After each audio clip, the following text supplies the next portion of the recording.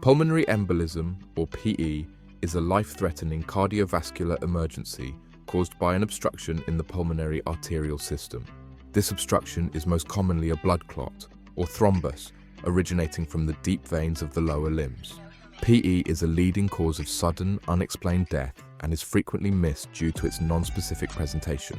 Early recognition and risk-based management are critical for improving survival rates in patients with PE. In pathophysiology, a thrombus lodges in the pulmonary arteries, leading to increased pulmonary vascular resistance. This causes acute right ventricular pressure overload and reduced left ventricular preload. In severe cases, this can result in hypertension, shock, or even sudden death. The severity of PE depends on the clot burden, the right ventricular reserve, and any existing patient comorbidities. Predisposing factors for PE are often understood through Virchow's triad, which includes venous stasis, endothelial injury, and hypercoagulable states. Venous stasis, or slowed blood flow, can be caused by prolonged immobilization, long-haul travel, or conditions like stroke and spinal cord injury. Endothelial injury or damage to the vessel wall can result from recent surgery, trauma, or the presence of central venous catheters. Hypercoagulable states involve an increased tendency for blood to clot, seen in malignancy, pregnancy, oral contraceptives, and inherited thrombophilias. A previous deep vein thrombosis or pulmonary embolism is considered the strongest risk factor for developing PE. The clinical presentation of PE can be varied, but common symptoms include sudden onset dyspnea and pleuritic chest pain. Patients may also present with tachypnea, a cough, sometimes with hemoptysis, and a sense of impending doom. Physical signs can include tachycardia, hypoxia, and hypertension, especially in massive PE. Other signs may include a raised jugular venous pressure, a loud P2 heart sound, and signs of DVT like unilateral leg swelling. Massive PE can present dramatically as syncope, shock, or even cardiac arrest, requiring immediate intervention. ECG is not diagnostic for PE, but is useful for risk stratification. Common findings include sinus tachycardia, right axis deviation, and right bundle branch block.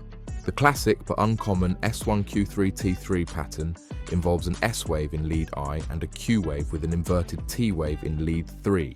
Other clues include T wave inversions in V1-V4, indicating right ventricular strain and atrial arrhythmias. It's important to remember that a normal ECG does not exclude the presence of a pulmonary embolism. Echocardiography is crucial, especially in hemodynamically unstable patients, to assess cardiac function. Key findings include right ventricular dilatation, RV hypokinesia, and interventricular septal flattening, creating a D-shaped LV. Other findings are tricuspid regurgitation and elevated pulmonary artery pressure. A specific sign is McConnell sign, characterized by RV free wall hypokinesia with preserved apical contraction. Right ventricular dysfunction, identified by echo, is a poor prognostic marker in PE. Chest X-ray is often normal in PE but helps exclude other causes of respiratory symptoms. Possible findings include atelectasis or pleural effusion, but a normal CXR is most common. Classic but rare signs are Westermarck sign, indicating focal oligemia, and Hampton hump, a wedge-shaped opacity from pulmonary infarction. An elevated hemidiaphragm can also be seen. A normal chest X-ray in a hypoxic patient should raise suspicion of PE. Emergency management of PE begins with initial stabilization, focusing on airway and oxygen support to maintain SpO2 above 90%. This includes establishing IV access, cautious fluid boluses, and vasopressors like norepinephrine if the patient is in shock. Risk stratification is crucial, categorizing PE into high risk, intermediate risk, and low risk. High risk or massive PE presents with sustained hypertension, shock, or cardiac arrest. Intermediate risk or submassive PE involves hemodynamic stability but with RV dysfunction or elevated cardiac biomarkers. Low-risk PE patients are hemodynamically stable with no RV strain and normal biomarkers. Definitive management for high-risk PE is systemic thrombolysis, typically with alteplase, if there are no contraindications. If thrombolysis is contraindicated or fails, options include catheter-directed thrombolysis, surgical embolectomy, or ECMO as a bridge. For intermediate high-risk PE, anticoagulation with unfractionated heparin and close monitoring are used, with rescue thrombolysis if deterioration occurs. Intermediate low risk PE typically involves anticoagulation alone with observation, while low risk PE may allow for early discharge.